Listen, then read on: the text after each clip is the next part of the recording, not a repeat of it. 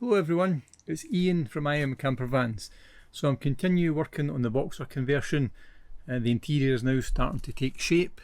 The kitchen carcass is built and things are in place just to be finally wired up and plumbed in.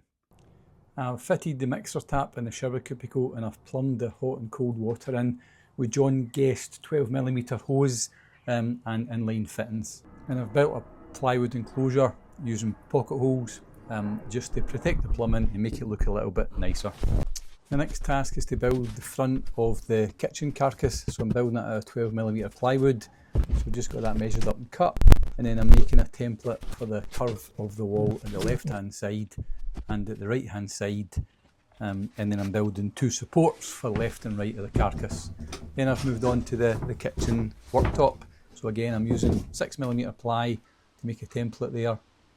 I've cut the worktop and I've just located things in just to give me a real idea of sizes beyond the design, and then I'm really just marking it up in terms of where I want cutouts to be for the fridge, for a drawer between the fridge and the sink, and for a cutout for the kitchen, and then I'll have a cupboard below the kitchen.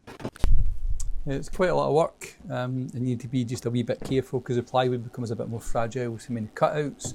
But I've got a bracing piece on the left hand side and the right hand side, and then I'm going to add two bracing pieces in the middle between the fridge and the kitchen, so that strengthens it all up, and then the worktop obviously adds strength as well.